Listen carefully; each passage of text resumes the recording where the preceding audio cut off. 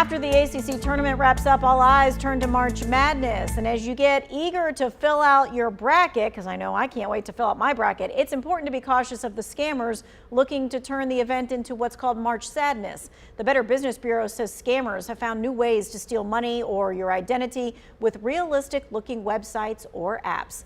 Felix Simmons with GuidePoint Security is here with us to talk about the scams that you should be looking out for. Okay, so Felix, I know the scammers get scammier like every year. What is different this year compared to last? Well, I think one of the major security firms saw a 942% increase in the sports-related online scams in the first half of 24 versus 23. When we look at this year, we're on pace to be even more than that. So when you look at the advent of artificial intelligence, when you look at more states legalizing sports betting, there's a recipe for the bad actors to go after new confidence schemes wrapped in all of the new things of the year.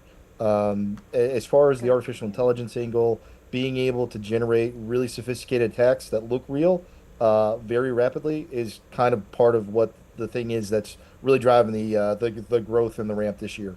Yeah, no doubt AI is going to play a part, right, in every scam we hear about from here on out. So one of the ways that you say they do it is by pretending to be a fan and like infiltrating like your like fan pages. Yeah, the fake profiles that are being generated, the fake personas that are being used to enter these groups.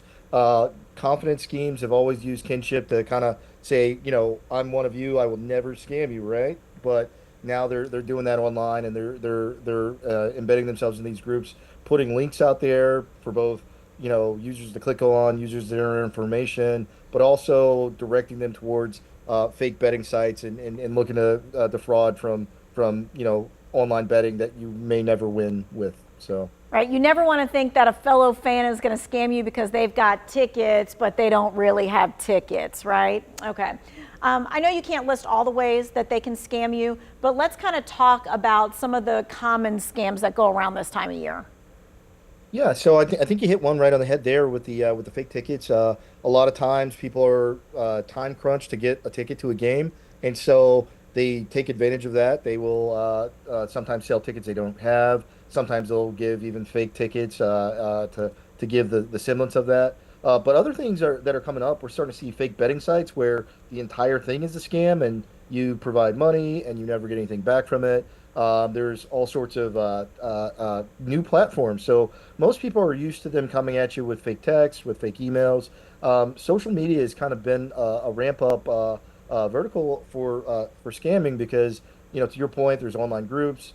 There's a lot more online betting, and so because of that, social media is becoming another angle with which they levy to try to defraud users. Okay, and I'm sure there's like all that fake merchandise. So when they have your favorite team or your favorite, player, and they're like, "Ooh, we can sell you his basketball jersey for like 15 bucks," we should know better. Yeah, yeah, and the thing that makes it even worse is they're now starting to use deepfake voice to leave voice messages and things that kind of purport and push people towards real scams. So, All right, is think there your is there favorite one basketball more player. person that's more at risk than another for a scam? Yeah, I would say, time and time again, it comes down to the less tech savvy among us are preyed upon in these online schemes. Sometimes it could be maybe elderly or maybe just not involved with technology, but there are usually clear signs. With AI, the signs are becoming harder to spot, but there are signs that you can look for, hovering over URLs and links and looking for the domains to make sure that the real sites and things like that. But yeah, it's becoming harder. Yeah, we don't want people to get scammed because most of the time, 100% of the time almost, you're not going to get your money back. So what do we need to know if we do get scammed? We've got about a minute left. Yeah, for sure. So, the Internet Crime Complaint Center, IC3.gov, is, in my opinion, one of the best resources in the event that you do realize giving your information or giving financial information to one of these bad actors. You can file complaints with IC3.gov. They aggregate these complaints and they look for massive amounts of fraud so that they can go after the bad actors. Additionally, they offer resources on things you can do to safeguard yourself and other information that can give you safeguards against some of these attacks. Okay. Yep. All right. Well, Felix from Guide Point Security, thank you for helping us with the March Madness. We don't want it to turn into March Sadness. If you need to send this to anyone, maybe a family member that you think, could be on this list, then it'll be in the Two Wants to Know section of our website.